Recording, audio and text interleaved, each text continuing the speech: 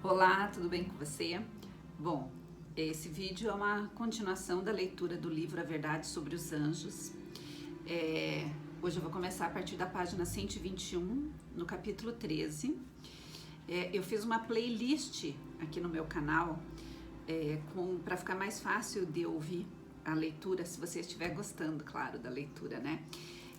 Eu decidi, porque como eu tô lendo esse livro em PDF, eu decidi fazer o vídeo, né, da leitura, para quando eu quiser relembrar algumas coisas do livro, eu pegar e já ouvir no próprio vídeo ali, tipo um audiobook, né, que fala, né?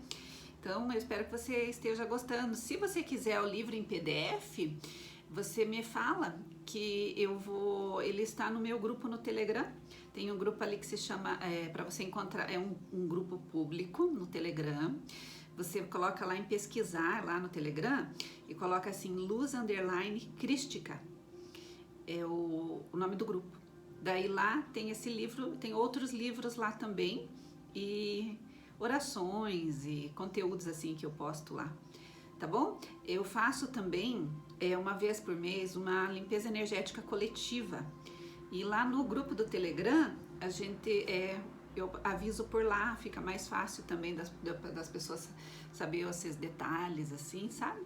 Mas se você não tem Telegram e quiser participar da leitura energética, da limpeza energética coletiva, você pode me enviar um WhatsApp também, né? Ou entrar em contato comigo pelo meu Instagram, tá? Ou pelo meu e-mail. Meu e-mail é leilaluzcristica@gmail.com. Tá bom? Então vamos continuar a leitura. Se você puder comentar aí pra mim, se você tá gostando, né, da leitura, se você puder curtir e comentar, eu te agradeço, tá bom? Vamos lá. Sim, hoje é dia 11/11, um portal energético bastante auspicioso. Então vamos lá. Capítulo 13. Os anjos durante a encarnação e infância de Cristo. O profundo mistério da encarnação. Ao contemplarmos a encarnação de Cristo, sentimos-nos desconcertados diante de um insondável mistério que a mente humana é incapaz de compreender. Quanto mais refletimos sobre isto, mais surpreendente nos parece o tema. Quão imenso é o contraste entre a divindade de Cristo e a indefesa criancinha na manjedoura de Belém. Como entender a distância entre o poderoso Deus e a desajudada criança?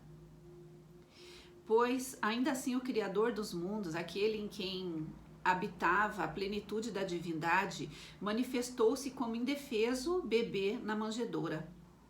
Mais excelso que qualquer dos anjos, igual ao Pai em dignidade e glória, vestido agora do manto da humanidade. Divindade e humanidade combinaram-se misteriosamente, pois o homem e Deus tornaram-se um. É nessa união que encontramos a esperança para a nossa decaída raça. O universo expectante. A vinda de Cristo a nosso mundo constitui um grande evento, não apenas para a Terra, mas para todos os mundos do universo de Deus. Diante das inteligências celestiais, deveria Ele assumir a nossa natureza e ser tentado em todas as coisas, assim como somos. Vindo habitar conosco, Jesus devia revelar Deus tanto aos homens como aos anjos, mas não somente a seus filhos nascidos na Terra, era feita essa revelação. Nosso pequenino mundo é o livro de estudo do universo, o maravilhoso desígnio de graça do Senhor. O mistério do amor que redime é o tema para que os anjos desejam bem atentar. E será seu estudo através dos séculos sem fim. Aqui tem uma frase aqui que está em Pedro, 1 Pedro 1, capítulo 1, versículo 12. Por que assumiu Cristo a natureza humana? Satanás havia se gabado diante dos anjos celestiais de que se Cristo assumisse a natureza humana, tornar-se-ia mais fraco que o próprio Satanás, e que assim ele o venceria com seu poder. Vangloriava-se de que Adão e Eva não haviam conseguido resistir às suas insinuações quando ele lhes apelara ao apetite. O Filho unigênito de Deus veio ao nosso mundo como homem para revelar-nos que o homem pode observar a lei de Deus. Satanás, um anjo caído, declarara que nenhum homem seria capaz de guardar a lei de Deus após a desobediência de Adão. Satanás alegava ser impossível para os seres humanos guardarem a lei de Deus. A fim de provar a falsidade dessa alegação, Cristo deixou seu elevado comando, tomou sobre si a natureza do homem e veio à terra para colocar-se à testa da raça caída, com o objetivo de demonstrar que a humanidade poderia enfrentar as tentações de Satanás. A natureza humana de Cristo. De Cristo, natureza humana, foi criada. Ela nem sequer possuía os poderes angélicos, era humana, idêntica à nossa. Cristo, na debilidade humana, deveria suportar as tentações daquele que possuía os poderes de uma natureza mais elevada, a natureza que Deus outorgara à família angelical. A história de Belém é inexaurível. Nela se acham ocultas a profundidade das riquezas, tanto da sabedoria como da ciência de Deus. Romanos 11, 33. Maravilhamo-nos do sacrifício do Salvador em trocar o trono do céu pela manjedoura e a companhia dos anjos que o adoravam pela dos animais da estrebaria. O orgulho e presunção humanos ficam repreendidos em sua presença. Todavia, esse passo não era senão o princípio de sua maravilhosa condescendência. Teria sido uma quase infinita humilhação para o Filho de Deus revestir-se da natureza humana, mesmo quando Adão permanecia em seu estado de inocência, no Éden. Mas Jesus aceitou a humanidade quando a raça havia sido enfraquecida por 4.000 anos de pecado. Como qualquer filho de Adão, aceitou os resultados da operação da grande lei da hereditariedade. O que estes resultados foram manifesta-se na história de seus ancestrais terrestres. Veio com essa hereditariedade para partilhar de nossas dores e tentações e dar-nos o exemplo de uma vida impecável.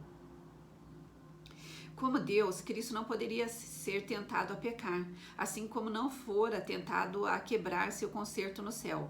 Quando, porém, Cristo humilhou-se e assumiu a natureza humana, colocou-se sob a tentação. Ele não assumira nem a mesma natureza dos anjos, e sim a humanidade, perfeitamente idêntica à nossa, exceto pela mancha do pecado. Um corpo humano, uma mente humana, com todas as suas características peculiares. Ele era constituído de ossos, cérebro e músculos. Sendo de nossa própria carne, compartilhava das fraquezas da humanidade.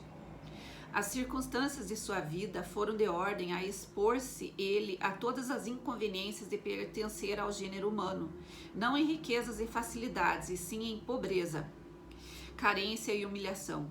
Ele respirou o mesmo ar que inspiramos, caminhou sobre o solo como fazemos. Tinha raciocínio, consciência, memória, vontade e afeições de uma alma humana. Tudo isso unido à sua natureza divina. O menino de Belém encontrava-se encoberta a glória. No menino de Belém encontrava-se encoberta a glória ante a qual se curvam os anjos. Essa inconsciente criancinha era a semente prometida, a quem apontava o primeiro altar construído à porta do Éden. A Anunciação. Antes de seu nascimento, de Cristo, o anjo dissera a Maria: Este será grande e será chamado Filho do Altíssimo, e o Senhor Deus lhe dará o trono de Davi, seu pai, e reinará eternamente na casa de Jacó. Aquelas palavras Maria ponderava em seu coração. No entanto, ao passo que acreditava que seu filho havia de ser o Salvador de Israel, não lhe compreendia a missão. Anjos contemplavam os cansados viajantes, acompanhando José e Maria, enquanto estes se dirigiam à cidade de Davi para serem registrados, segundo o decreto de César Augusto. Eles vieram a esta cidade pela providência de Deus, pois, de acordo com a profecia, era nesse lugar que Cristo deveria nascer. Procuraram lugar nas hospedagens, mas não houve lugar para eles. Os ricos e nobres haviam sido recebidos com alegria. Haviam encontrado abrigo e refrigério, ao passo que os exaustos viajantes foram compelidos a procurar refúgio num rústico estábulo que abrigava mudos animais. Antes do nascimento de Cristo, compreendeu-se no céu que chegara o tempo para o advento de Cristo ao mundo, e os anjos deixaram a glória para testemunhar a sua recepção por parte daqueles a quem viera abençoar e salvar. haviam presenciado a sua glória no céu e agora esperavam que ele fosse recebido com honras e de acordo com seu caráter e dignidade de sua missão. Chegando à terra, os anjos se aproximaram, em primeiro lugar, do povo que Deus havia separado dentre as nações do mundo como seu peculiar tesouro. Não observaram qualquer interesse especial entre os judeus, nenhuma ansiosa espera por serem os primeiros a receber o Redentor e reconhecer seu advento. Um anjo visita a terra a fim de ver quais os que se acham preparados para receber a Jesus. Não pôde, porém, distinguir sinal algum de expectação. Não houve voz alguma de louvor e triunfo, anunciando que o tempo da vinda do Messias está às portas. O anjo paira por algum tempo sobre a cidade escolhida e o templo onde a presença divina tinha sido manifestada durante séculos, mas mesmo ali há idêntica indiferença. Com espanto, até o mensageiro celestial prestes a voltar para o céu, com a desonrosa notícia, quando descobre alguns pastores que à noite vigiam seus rebanhos e mirando o céu bordado de estrelas, meditam na profecia do Messias a vir à terra, anelando o advento do Redentor do mundo. Ali se encontra um grupo que está preparado para receber a mensagem celestial e subitamente o anjo do Senhor aparece anunciando as boas novas de grande alegria. Os anjos passaram por alto as escolas dos profetas e os palácios dos reis e apareceram a humildes pastores que à noite guardavam seus rebanhos nas colinas de Belém. Primeiro apareceu o anjo vestido com a armadura celestial. Tão surpresos e aterrorizados se sentiram os pastores que mal podiam espiar com indescritível assombro a glória do visitante que chegara do céu. O anjo do Senhor pôs-se diante deles e lhes disse: Não temais, porque eis aqui vos trago novas de grande alegria, que será para todo o povo, pois na cidade de Davi vos nasceu hoje o Salvador, que é Cristo, o Senhor. E isto vos servirá de sinal: achareis o menino envolto em panos e deitado numa manjedoura. Tão pronto seus olhos se haviam acostumado com a gloriosa presença do anjo, eis que toda a colina encheu-se de luz pela presença da maravilhosa glória de uma multidão de anjos que ocupavam as cercanias. O anjo acalmou os temores dos guardiões de ovelhas, abrindo seus olhos para que contemplassem a multidão de seres celestes, todos louvando a Deus e dizendo: Glória a Deus nas alturas e paz na terra entre os homens a quem Ele quer o bem. A quem Ele quer bem. Olha que bonitas. Glória a Deus nas alturas e paz na terra entre os homens a quem Ele quer bem. Os pastores encheram-se de alegria e assim que a radiante glória desapareceu e os anjos retornaram ao céu, apressaram-se em compartilhar as alegres novas, vindo em busca do Salvador. Encontraram-no conforme testificara o mensageiro celestial, envolto em panos e deitado numa estreita manjedoura. Satanás observou as planícies de Belém iluminadas pela radiante glória de uma multidão de anjos celestes. Ouviu seus cânticos: glória a Deus nas maiores alturas e paz na terra entre os homens.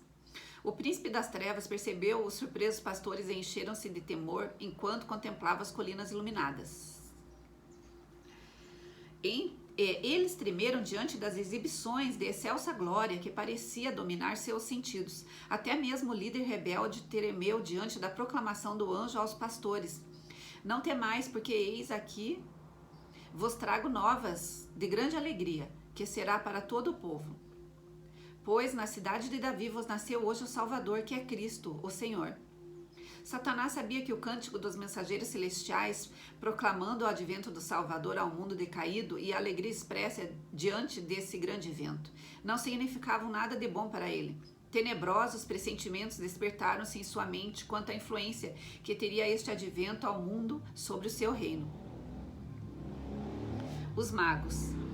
Não foi somente nas colinas da Judéia, nem apenas entre os humildes pastores que os anjos encontraram os que se achavam vigilantes pela vinda do Messias. Na terra dos gentios havia também os que por ele esperavam. Eram homens sábios, ricos e nobres filósofos do Oriente, estudiosos da natureza. Haviam os magos visto a Deus em sua obra. Pelas escrituras hebraicas, tinham aprendido acerca da estrela que deveria surgir de Jacó, e com ardente desejo esperavam a vinda daquele que seria seria não somente a consolação de Israel, mas uma luz para iluminar as nações e salvação até os confins da terra. Aqui isso está escrito em Atos dos Apóstolos 13:47. Os sábios haviam estudado as profecias e sabiam que se achava às portas do tempo em que Cristo deveria vir. Achavam-se ansiosamente aguardando por algum notável sinal deste grande evento para que pudessem encontrar-se entre os primeiros a dar boas-vindas ao Rei Celestial e adorá-lo. Esses sábios haviam contemplado os céus iluminados com a luz que irradiara dos mensageiros celestiais que anunciaram o nascimento de Cristo para os pastores de Israel. Depois que a multidão angélica retornara ao céu, uma brilhante estrela aparecera. A aparência incomum da grande e luminosa estrela, que nunca antes havia observado, pendente no céu, como que significando o sinal, atraiu a atenção dos magos e o Espírito de Deus moveu-os a saírem à procura daquele que viera do céu para visitar um mundo caído. Ao dissipar-se a luz dos anjos sobre Belém, surgiu uma luminosa estrela que permaneceu no céu. Não era uma estrela fixa, nem um planeta, e o fenômeno despertou o mais vivo interesse. Aquela estrela era um longínquo grupo de anjos resplandecentes, mas isto os sábios ignoravam. Tiveram, todavia, a impressão de que aquela estrela tinha para eles significado especial. Consultaram sacerdotes e filósofos e examinaram os rolos dos antigos registros. A profecia de Balaão declarara: uma estrela procederá de Jacó e um cetro subirá de Israel. Uma estrela procederá de Jacó e um cetro subirá de Israel. Isso está em Números 24:17. Teria acaso sido enviada essa singular estrela como precursora do prometido? Os magos acolheram com agrado a luz da verdade enviada pelo céu. Agora era sobre eles derramada em mais luminosos raios. Foram instruídos em sonhos a ir em busca do recém-nascido príncipe, o desejado de todas as nações. Anjos de Deus, com a aparência de uma estrela, conduziram os sábios em sua missão de procura a Jesus. Estes vieram com presentes custosos e ofertas de incenso e mirra para entregar sua oferenda ao menino rei predito pela profecia. Seguiram os brilhantes mensageiros com segurança e grande alegria. Os homens sábios conduziram seu caminho para onde a estrela parecia guiá-los. À medida que se aproximaram da cidade de Jerusalém, a estrela foi se apagando e deixou de guiá-los. Raciocinaram que os judeus em Jerusalém não ignorariam o grande evento da chegada do Messias, de modo que fizeram perguntas na vizinhança da cidade. Expuseram claramente seu objetivo. Estava à procura de Jesus, o rei dos judeus, pois haviam visto sua estrela no Oriente e haviam vindo para adorá-lo. A chegada dos magos foi prontamente divulgada por toda Jerusalém. Sua estranha mensagem criou entre o povo um despertamento que penetrou no palácio do rei Herodes. O astuto edomita foi despertado ante a notícia de um possível rival. Herodes suspeitou que os sacerdotes estivessem tramando com os estrangeiros para despertar um tumulto popular, destronando-o. Ocultou, no entanto, sua desconfiança, decidido a malograr-lhes os planos por maior astúcia. Convocando os principais dos sacerdotes e os escribas, interrogou-os quanto aos ensinos dos livros sagrados com relação ao lugar do nascimento do Messias. Essa indignação do usurpador do trono, ao ser feita às instâncias de estrangeiros, incitou o orgulho dos mestres judeus. A indiferença com que se voltaram para os rolos da profecia irritou o ciumento tirano. Julgou que estavam buscando ocultar seu conhecimento do assunto, com uma autoridade que não ousaram desatender. Ordenou-lhes que fizessem atenta busca e declarassem o lugar do nascimento do esperado rei. E eles lhe disseram: em Belém da Judéia, porque assim está escrito pelo profeta. Isso está em Mateus capítulo 2, versículo 5. Os sacerdotes e anciãos de Jerusalém não eram tão ignorantes a respeito do nascimento de Cristo como simulavam. A notícia da vinda dos anjos aos pastores fora levada a Jerusalém, mas os rabis o haviam recebido como pouco digna de atenção. Eles próprios poderiam haver encontrado Jesus e estado preparados para conduzir os magos ao lugar em que nascera. Ao invés disso, porém, foram eles que lhes vieram chamar a atenção para o nascimento do Messias. Onde está aquele que é nascido rei dos judeus? Perguntaram. Porque vimos a sua estrela no oriente e viemos adorá-lo. Está em Mateus 2:2. Então o orgulho e a inveja cerraram a porta à luz. Fossem acreditadas as notícias trazidas pelos pastores e os magos, e teriam colocado os sacerdotes e rabinos numa posição nada invejável, destituindo-os de suas pretensões a exponentes da verdade de Deus. Estes doutos mestres não desceriam a ser instruídos por aqueles a quem classificavam de gentios. Não poderia ser, diziam,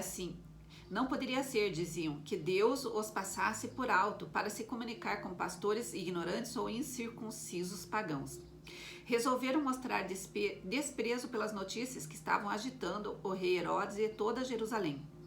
Nem mesmo iriam a Belém, a ver se estas coisas eram assim. Sozinhos partiram os magos de Jerusalém. Caíam as sombras da noite quando saíram das portas, mas, para sua grande alegria, viram novamente a estrela e foram guiados a Belém. Não tinham, como os pastores, recebido comunicação quanto ao humilde estado da criança. Em Belém não encontraram nenhuma guarda real a proteger o recém-nascido rei. Não havia assisti-lo nenhum dos grandes da terra. Jesus estava deitado numa manjedoura. Os pais iletrados camponeses eram seus únicos guardas. E entrando na casa, acharam o menino com Maria, sua mãe, e prostrando-se o adoraram.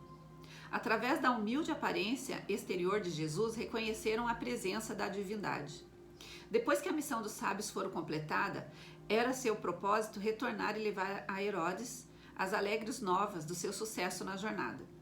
Deus, contudo, enviou seus anjos durante a noite para modificar o trajeto dos magos. Em visão noturna foram eles claramente orientados quanto a não retornar a Herodes.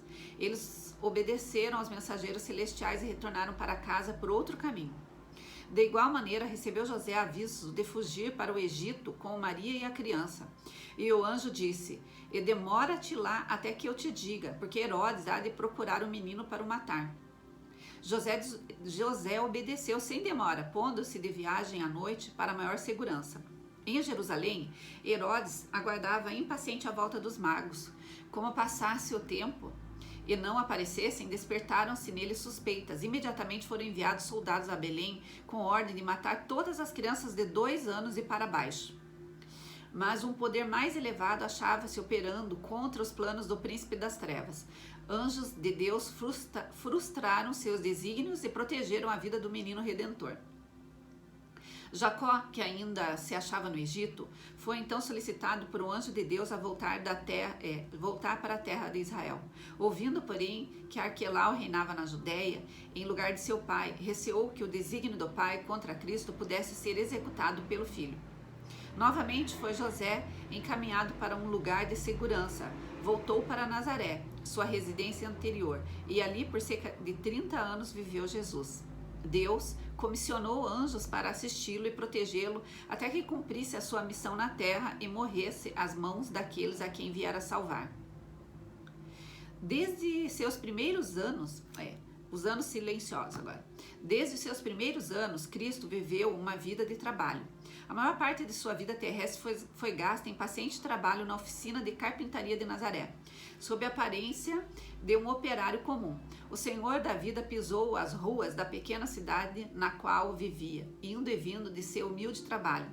Anjos ministradores o assistiam enquanto caminhava lado a lado com agricultores e operários, sem ser reconhecido e honrado.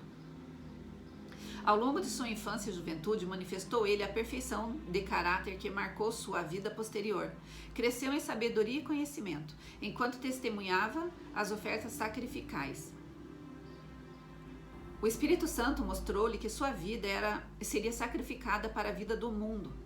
Cresceu como uma tenra planta, não em grande e ruidosa cidade, cheia de confusão e problemas, mas nos retirados vales entre montanhas. Desde os primeiros anos foi protegido por anjos celestes, mas ainda assim foi sua vida uma longa batalha contra os poderes das trevas. Agentes satânicos combinaram-se com instrumentos humanos para encher sua vida de tentações e provas, por intermédio de agentes sobrenaturais. Suas palavras, que eram vida e salvação para todos os que a recebiam e praticavam, foram pervertidas e mal interpretadas. Por seu exemplo, Jesus santificou a humilde senda da vida humana. Durante 30 anos foi habitante de Nazaré. Sua vida foi marcada por diligente trabalho. Ele, a majestade do céu, andou pelas ruas revestido da aparência de um humilde trabalhador. Subiu e desceu os caminhos das montanhas para ir e vir de seu trabalho. Não foram enviados anjos para outorgar-lhes forças sobrenaturais que lhe facilitassem o trabalho ou evitassem o cansaço. Entretanto, ao prosseguirem seus esforços para contribuir com o sustento da família através das lides diárias, possuía ele o mesmo poder revelado na realização do milagre da multiplicação dos pães para saciar a fome de milhares nas praias da Galileia. Capítulo 14, página 131. Os anjos durante o batismo de Cristo e no deserto da tentação. O batismo de Cristo. Quando Jesus foi para ser batizado, João nele reconheceu pureza de caráter que nunca divisara em homem algum. Ao pedir Jesus o batismo, João recusou, exclamando: Eu careço de ser batizado por ti, e vens tu a mim? Está em Mateus capítulo 3. Confirme, se bem que branda a autoridade, Jesus respondeu: Deixa por agora, porque assim nos convém cumprir toda a justiça. E João, cedendo, desceu com o Salvador ao Jordão, sepultando-o nas águas. E sendo Jesus batizado, saiu logo da água, e eis que lhe abriram os céus, e viu o Espírito de Deus descendo como pomba e vindo por ele. Anjos celestiais olhavam com interesse para as cenas do batismo do Salvador. Puderam ser abertos os olhos dos que assistiam o evento. Teriam eles visto o exército celestial circundando o Filho de Deus quando este desceu às barracas do Jordão. O olhar do Salvador parece penetrar o céu, ao derramar a alma em oração. Bem sabe como o pecado endureceu o coração dos homens e como lhes será difícil discernir sua missão e aceitar o dom da salvação eterna. Suplica ao Pai poder para vencer a incredulidade deles, quebrar as cadeias com que Satanás os escravizou, a derrotar em seu benefício o destruidor. Pede testemunho de que Deus aceite a humanidade na pessoa de seu Filho.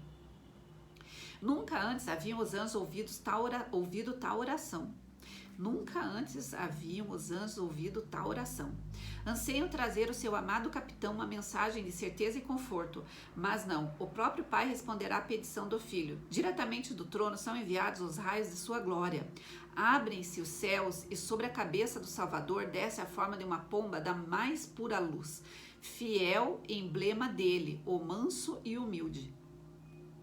O povo ficou silencioso a contemplar a Cristo. Seu vulto achava-se banhado pela luz que circunda sem cessar o trono de Deus. Seu rosto erguido estava glorificado como nunca antes tinham visto um rosto de homem. Dos céus abertos ouviu-se uma voz dizendo: Este é o meu Filho amado, em que me comprazo. Mateus capítulo 3, versículo 17. O Senhor havia prometido conceder a João um sinal através do qual ele saberia da chegada do Messias. E agora, ao Jesus subir das águas, foi-lhe concedido o prometido sinal. Ele viu os céus se abrirem e o Espírito de Deus, na semelhança de uma pomba de ouro polido, sobrevoar a cabeça de Cristo, enquanto uma voz provinha do céu dizendo: Este é o meu Filho amado, em quem me comprazo. Dentre a multidão à beira do Jordão, poucos, além de João, divisaram essa visão celeste. Quando, do batismo de Cristo, Satanás achava-se entre os espectadores, viu a glória do Pai cobrir o Filho, ouviu a voz de Jeová testificando da divindade de Jesus. Desde o pecado de Adão, estivera a raça humana cortada da direta comunhão com Deus e comunicação entre o céu e a terra, fizera-se por meio de Cristo, mas agora que Jesus viera em semelhança da carne do pecado, o próprio Pai falou. Antes comunicara-se com a humanidade por intermédio de Cristo, fazia-o agora em Cristo. Satanás esperava que, devido ao aborrecimento de Deus pelo pecado, se daria eterna separação entre o céu e a terra. Era, no entanto, agora manifesto que a ligação entre Deus e o homem fora restaurada. Satanás conseguia discernir por detrás da humanidade de Cristo a glória e pureza daquele com quem estivera associado nas cortes celestiais. Isso fez surgir diante do tentador um quadro daquilo que ele próprio fora, um querubim cobridor cheio de beleza e santidade. A tríplice tentação de Jesus no deserto. Satanás havia declarado a seus anjos que haveria de vencer a Cristo na questão do apetite. Esperava obter vitória sobre ele em sua fraqueza. Satanás viu que ou venceria ou seria vencido. Os resultados do conflito envolviam demasiado para ele ser confiado aos anjos confederados. Ele próprio devia dirigir em pessoa o conflito. Enquanto no deserto, Cristo jejuou, mas não sentiu fome. Gastou o tempo em oração fervorosa, estando em plena comunhão com Deus. Era como se estivesse na presença do Pai. O pensamento da batalha que tinha diante de si fazia-o esquecer-se de tudo ou mais, e sua alma era alimentada pelo pão da vida. Contemplou o quebrar-se do poder de Satanás sobre a vida de caídos e tentados.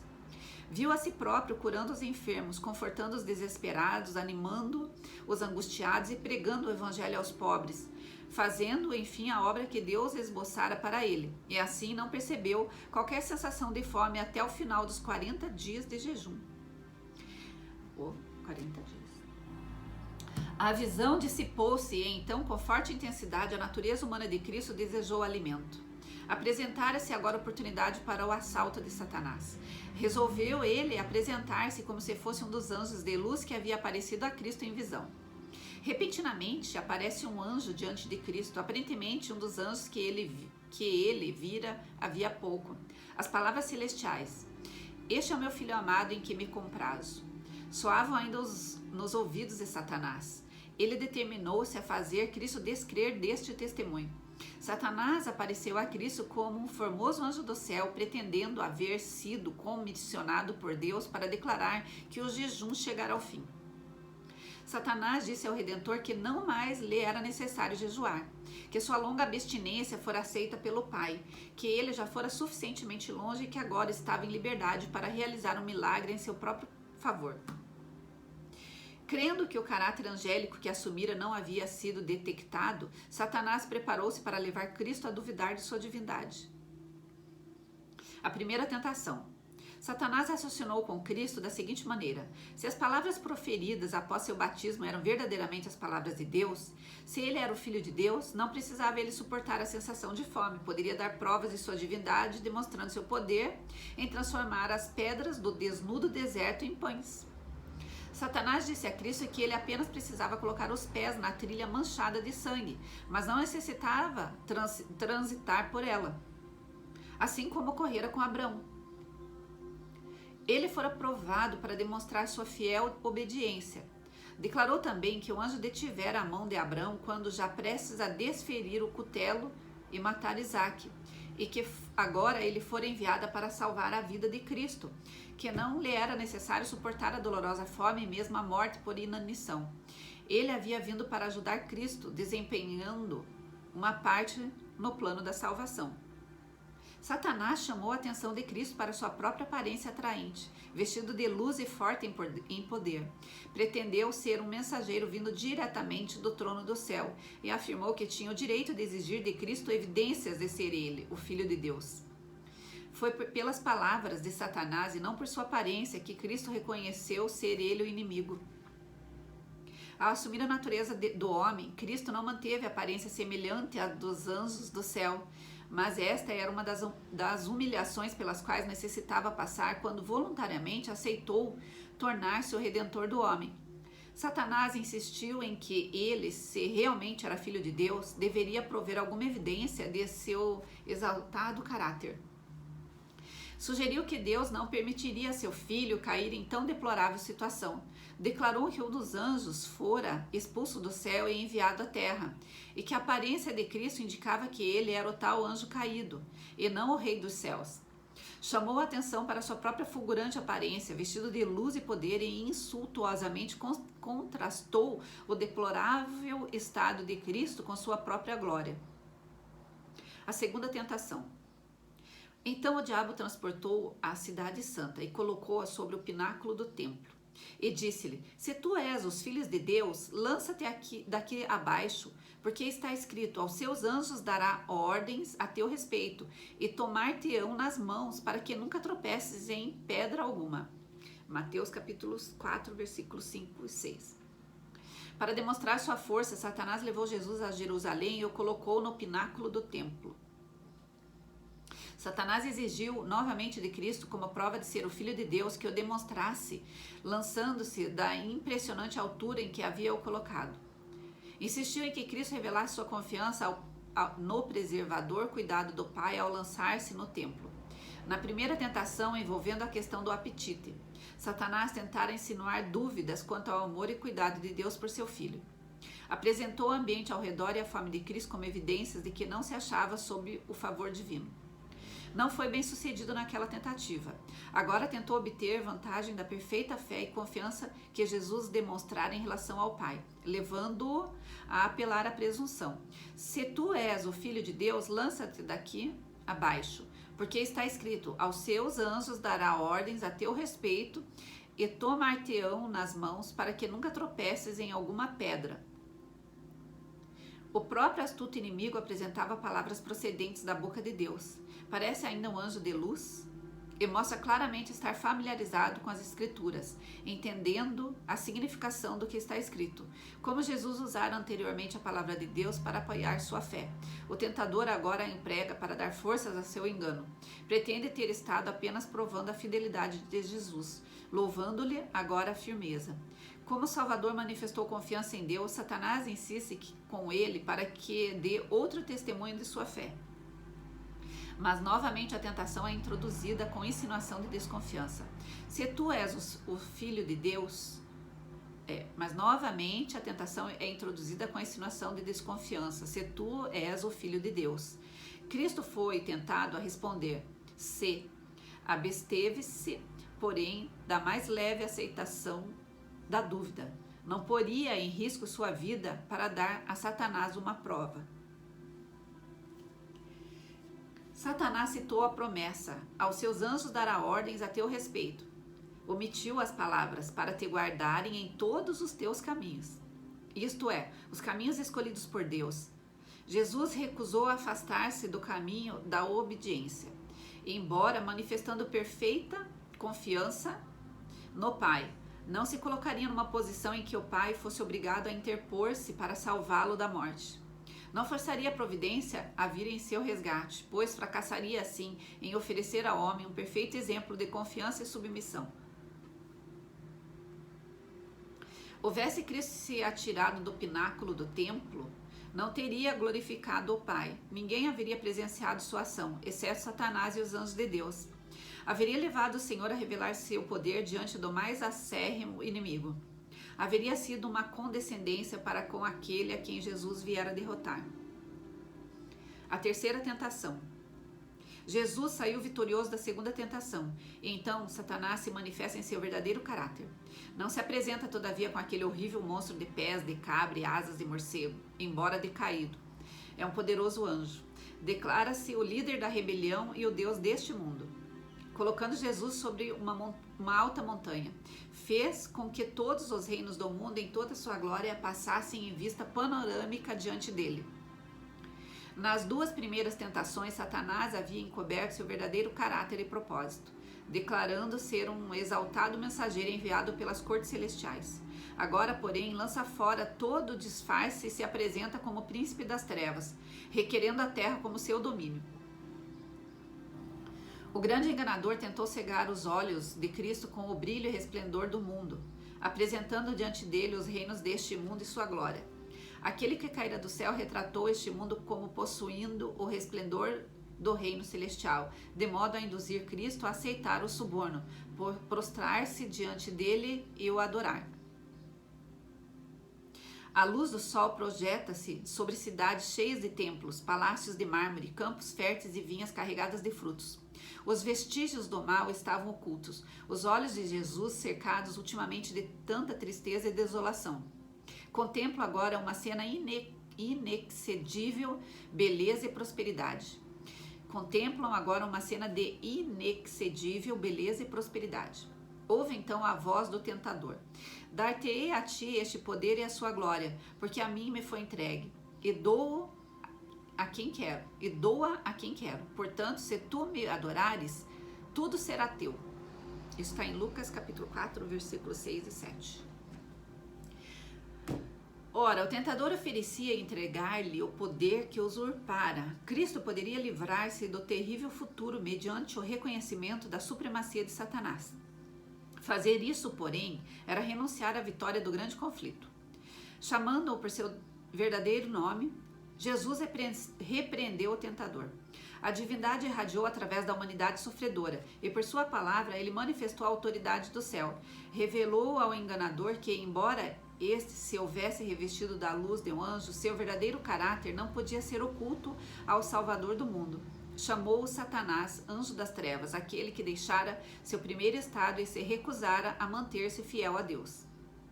Satanás deixou o campo de batalha como inimigo vencido, terminantemente mandado embora. As palavras de Cristo: vai-te, Satanás. O poderoso anjo caído não teve escolha senão obedecer.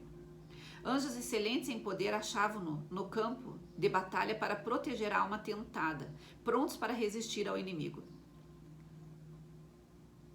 Anjos do céu presenciaram as tentações de Cristo. Aparentemente, Cristo se achava sozinho com Satanás no deserto da tentação. Contudo, não era assim, pois os anjos estavam à sua volta exatamente do modo como são comissionados por Deus para ministrar em favor dos que se encontram sob os temíveis assaltos do inimigo. Todo o céu presenciou o conflito entre o príncipe da luz e o príncipe das trevas. Anjos estavam prontos a interpor-se em favor de Cristo, caso Satanás houvesse transposto os limites estabelecidos. Essas foram tentações reais, não aparentes. Cristo, sendo tentado, padeceu. Anjos do céu se achavam na cena naquela ocasião e mantiveram erguido o estandarte para que Satanás não ultrapassasse seus limites e sobrepujasse a natureza humana de Cristo. O tremendo esforço deixara Cristo como morto. Eis que chegaram os anjos e o serviram. Seus braços o ampararam. Sobre o peito do mais exaltado anjo do céu repousou ele a cabeça. O inimigo fora vencido. Depois que Satanás terminara suas tentações, afastara-se de Jesus por algum tempo, e os anjos lhe prepararam alimento no deserto.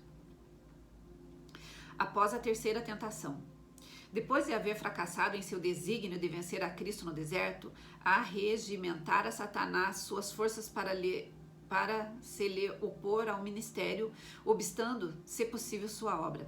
Aquilo que não conseguia realizar por esforço pessoal direto, decidira-se efetuar por meio da estratégia.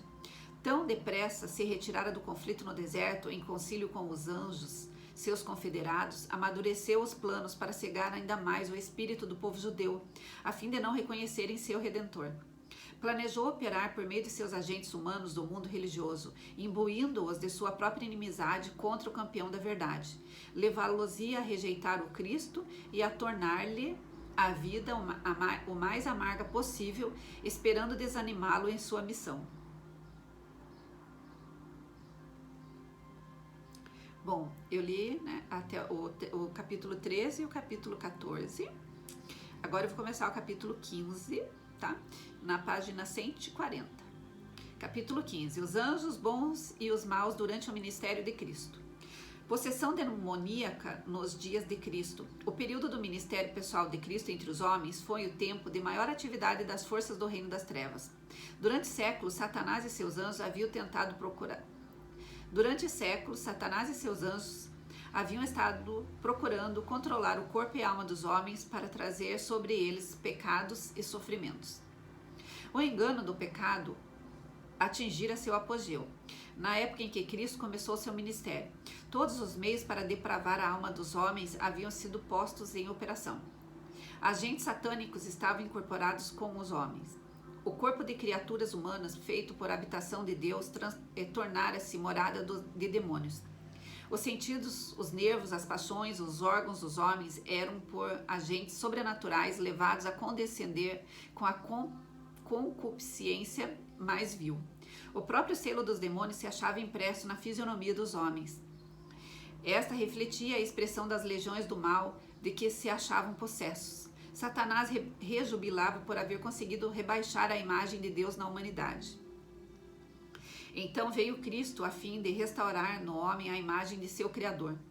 Veio para expelir os demônios que haviam dominado a vontade. Veio para nos erguer do pó reformar o caráter manchado segundo o modelo de seu divino caráter, embelezando-o com sua própria glória. Ai, que lindo isso, ó. Veio para expelir os demônios que haviam dominado a vontade. Veio para nos erguer do pó, reformar o caráter manchado segundo o modelo de seu divino caráter, embelezando-o com sua própria glória.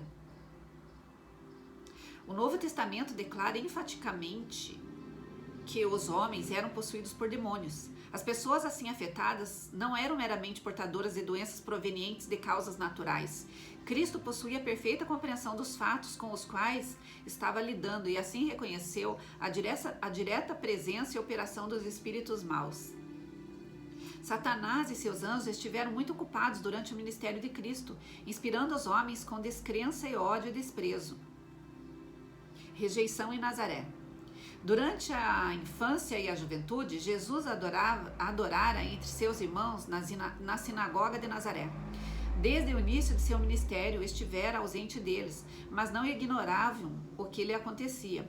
Ao aparecer novamente em seu reino, o interesse da expectação deles subiu ao mais alto altar. Quando um rabi se achava presente na sinagoga,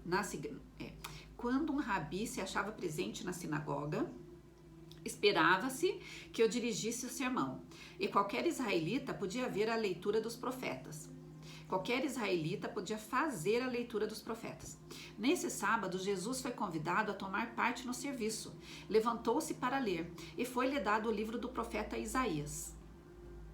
Isso está em Lucas capítulo 4, versículo 16 a 17.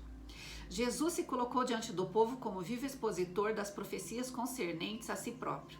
Explicando as palavras que lera, falou do Messias, como de um libertador dos oprimidos e dos cativos, médico dos aflitos, restaurador de vista aos cegos e revelador da luz da verdade ao mundo. Sendo seu coração movido pelo Espírito Santo, respondiu com fervorosos améns e louvores ao Senhor. Diante das palavras de Cristo, o Espírito operou tão poderosamente que o coração de todos na sinagoga respondeu às palavras graciosamente proferidas por seus lábios. Produziu-se uma mudança naquele grupo. Enquanto a divindade de Cristo irradiou através da humanidade, o discernimento espiritual dos ouvintes foi reavivado. Nova capacidade de compreensão lhe sobreveio, assim como a quase irresistível convicção de que Jesus era o Filho de Deus. Entretanto, Satanás estava ali para despertar dúvidas, descrença e orgulho. Quando Jesus anunciou, hoje se cumpriu essa escritura em nossos ouvidos, foram de repente levados a pensar em si mesmos e nas declarações daquele que lhes dirigia a palavra. Quem é esse Jesus? Indagaram. Aquele que invocara para si a glória do Messias era o filho de um carpinteiro e trabalhara no ofício com José, seu pai. Conquanto sua vida houvesse sido sem mancha, não queriam crer que o fosse o prometido. Ao abrirem a porta da dúvida, o coração endureceu-lhes tanto mais quanto se havia por momentos abrandado. Satanás decidira que os olhos cegos não se abririam naquele dia, nem almas cativas seriam postas em liberdade. Com intensa energia operou para os confirmar na incredulidade. As palavras de Jesus a seus ouvintes na sinagoga foram um golpe na raiz de sua justiça própria, impressionando-os com a atroz verdade de que se haviam separado de Deus e perdido o direito de seu povo. Zombavam agora da fé que a princípio Jesus lhes inspirara. Não admitiriam que aquele que surgira da pobreza e da humildade fosse mais que um homem comum. Anjos de luz achavam-se naquela assembleia, observando com intenso interesse a decisão que tomariam. Anjos de Satanás igualmente estavam no local para sugerir dúvidas e despertar preconceitos. Da incredulidade procedeu a malícia, que um homem de baixa estirpe, nascido em pobreza, viesse para reprová-los. Foi algo que encheu o coração dos nazarenos de um ódio que beirava a loucura. A assembleia irrompeu em confusão. As pessoas lançaram mão de Jesus, empurrando-o para fora da sinagoga e da cidade. Todos pareciam prontos a destruí-lo. Levaram-no até a beira de um precipício, intentando lançá-lo dali para baixo. Gritos de maldição enchiam o ar. Alguns atiraram pedras e pó. Repentinamente, porém, ele desapareceu do meio deles, sem que soubessem como ou quando. Anjos de Deus assistiram a Jesus em meio à enfurecida multidão e lhe preservaram a vida. Os mensageiros celestiais haviam estado ao seu lado na sinagoga enquanto ele falava, e o acompanharam enquanto era empurrado e maltratado pelos descrentes e enfurecidos judeus. Esses anjos cegaram os olhos da turba enlouquecida e conduziram Jesus a um lugar seguro. O endemoniado na sinagoga de Cafarnaum.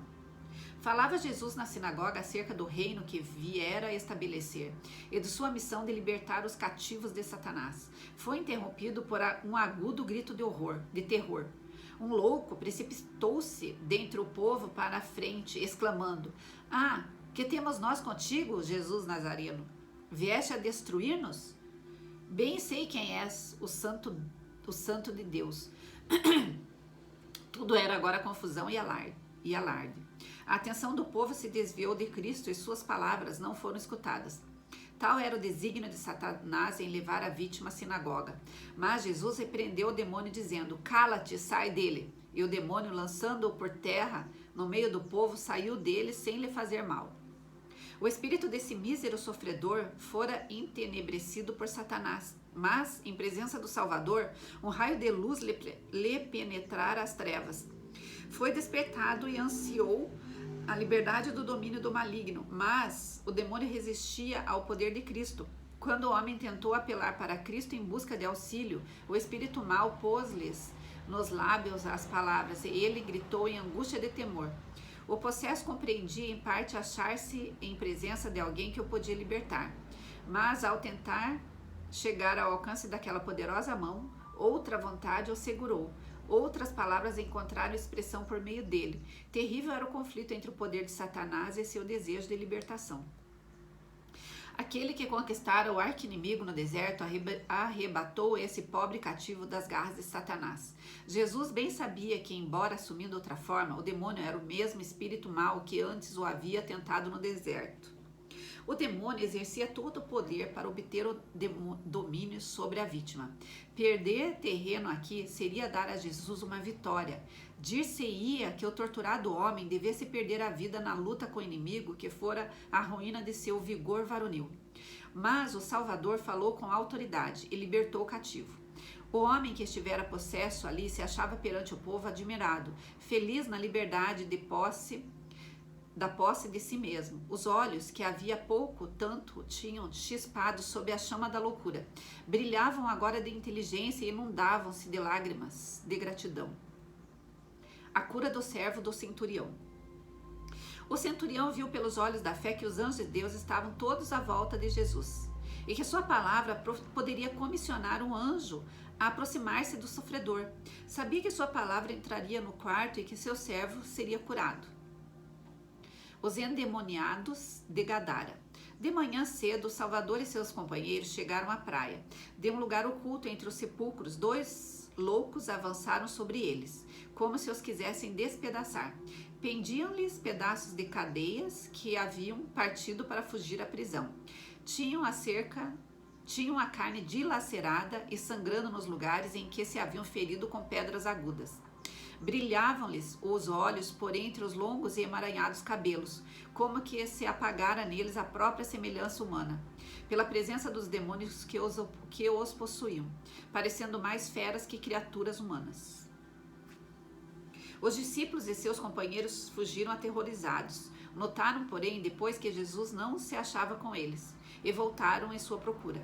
Encontrava-se onde o tinham deixado. Aquele que acalmara a tempestade, que enfrentara anteriormente a Satanás vencendo, não fugiu em presença desses demônios.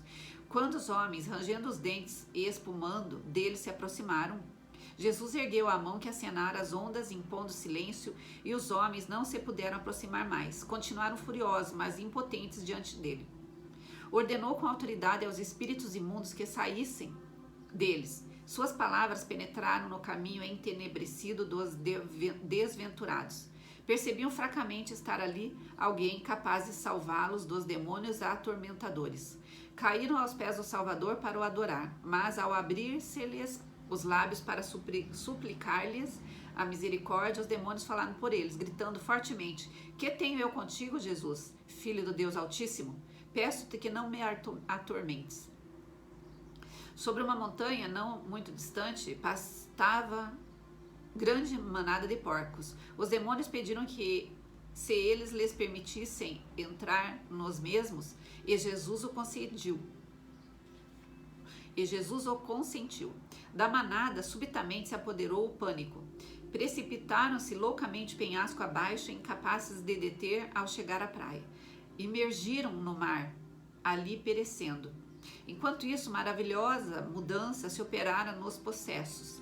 Fizeram-se-lhes luz no cérebro, brilharam-lhes os olhos de inteligência. A fisionomia, por tanto tempo mudada à semelhança de Satanás, tornara-se repentinamente branda, tranquilas e ensanguentadas mãos, e louvaram alegremente a Deus por sua libertação. Agora, esses homens achavam-se vestidos em perfeito juízo. Sentados juntos de Deus, ouvira-lhe as palavras e glorificando o nome daquele que os curara. A cura do rapaz endemoniado. O menino foi levado, e quando os olhos do Salvador pousaram sobre ele, o mau espírito lançou-o por terra em convulsões de agonia. Ali estava no chão a revolver-se e espumar, soltando guinchos que não pareciam humanos. Novamente se defrontaram no campo de batalha, o príncipe da vida e o príncipe dos poderes da treva. Anjos de luz e exércitos de anjos maus e invisíveis comprimiam-se para presenciar o conflito. Por um momento, Jesus permitiu o mau espírito que ostentasse seu poder para que os espectadores pudessem compreender a libertação prestes a operar-se. Jesus volta-se para o sofredor e diz: Espírito mudo e surdo, eu te ordeno, saia dele e não entre mais nele. Isso está em Marcos 9, capítulo 9, versículo 25. Ouve-se um grito, há uma angustiosa luta. O demônio, ao sair, parece a ponto de arrebatar a vida à sua vítima. Então o rapaz fica imóvel e aparentemente sem vida. A multidão murmura: está morto. Mas Jesus o toma pela mão e, erguendo-o, apresenta-o ao Pai, perfeitamente são de espírito e de corpo. Pai e filho louvam o nome de seu libertador. Jesus é acusado de possessão demoníaca. Jesus declarou-se como verdadeiro pastor pelo fato de dar a vida por suas ovelhas. Cristo falou estas palavras diante de grande multidão, e uma impressão profunda foi produzida no coração de muitos que o ouviam.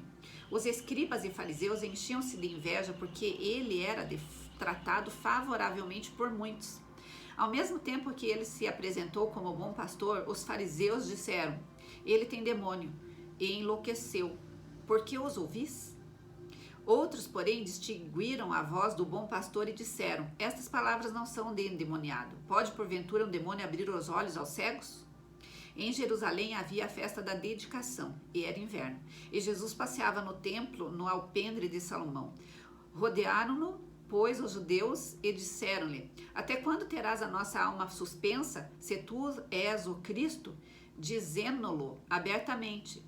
Respondeu-lhes Jesus: já vô-lo tenho dito, e não o credes. As obras que eu faço em nome de meu Pai, essas testificam de mim, e eu e o Pai somos um. João 10, 21, 25, 30. Os judeus compreenderam o significado daquilo que ele afirmara e agarraram pedras para atirar-lhe. Jesus olhou-os calma e firmemente, dizendo: tenho-vos mostrado muitas boas obras procedentes de meu Pai. Por qual dessas obras me apedrejais? João 10, 32. A majestade do céu permaneceu calma e tranquila, como Deus diante de seus adversários. Seus semblantes carregados e mãos cheias de pedra não o intimidaram. Ele sabia que forças invisíveis, legiões de anjos estavam à sua volta, e uma só palavra de seus lábios eles poriam por terra a multidão, ousassem aqueles atirar-lhe uma só pedra. Vou ler de novo. A majestade do céu permaneceu calma e tranquila, como Deus diante de seus adversários. Seus semblantes carregados e mãos cheias de pedra não o intimidaram. Ele sabia que forças invisíveis, legiões de anjos estavam à sua volta, e uma só palavra de seus lábios eles poriam por terra a multidão, ousassem aqueles atirar-lhe uma só pedra. Nossa, que legal, né? Embora Jesus oferecesse evidências de seu divino poder, não lhe foi permitido apresentar suas lições sem interrupção. Os líderes procuravam sempre colocá-lo em posição de ridículo diante do povo. Não lhe permitiram apresentar suas ideias e doutrinas de modo ordenado. Contudo, a respeito das frequentes interrupções, a luz brilhava na mente de centenas. E quando os dirigentes ouviram a palavra de Jesus, revestidas de poder a ponto de manterem a multidão em suspenso, sentiram-se irados e disseram: És samaritano e tens demônio? Jesus enfrentou tais acusações com calma e dignidade. Destemida e decididamente afirmado que os direitos do concerto se centralizavam nele e que não haviam sido recebidos através de Abraão. Declarou: antes que Abraão existisse, eu sou. A fúria dos judeus não reconheceu limites e eles se prepararam para apredejá-lo. Mas os anjos de Deus, invisíveis aos homens, o conduziram para fora da assembleia. Anjos malignos sob forma humana entre os ouvintes de Jesus. Misturando-se com os ouvintes de Jesus, achavam-se anjos sob a forma de homens, fazendo suas sugestões, criticando, interpretando erroneamente e representando falsamente as palavras do Senhor. Ele, Cristo, foi o instrutor nas assembleias desses anjos antes que caíssem de sua elevada posição. A ressurreição de Lázaro. Cristo podia ter ordenado a pedra que se deslocasse por si mesma, e ela lhe teria obedecido à voz. Poderia ter mandado aos anjos que lhe achavam ao lado, que fizessem isso. Ao seu mando, mãos invisíveis teriam removido a pedra, mas ela devia ser retirada por mãos humanas. Assim queria Cristo mostrar que a humanidade tem de cooperar com a divindade. Ai, que legal isso, né? O que o poder humano pode fazer, o divino não é solicitado a realizar. Ah, que interessante, né? O que o poder humano pode fazer, o divino não é solicitado a realizar.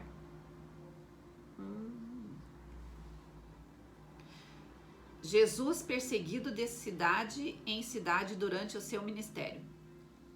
Jesus foi perseguido de cidade em cidade durante seu ministério. Sacerdotes e dirigentes estavam em seu encalço, interpretavam mal sua missão e trabalho. Veio para os seus e os seus não o receberam.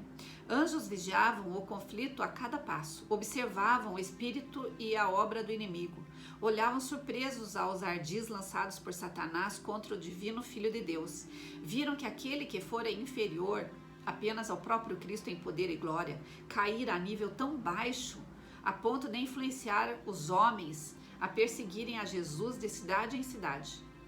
Vez após outra, Jesus poderia ter sido morto, não fora a presença dos anjos celestiais a assisti-lo e a proteger sua vida até o tempo em que o caso dos judeus como não fosse decidido.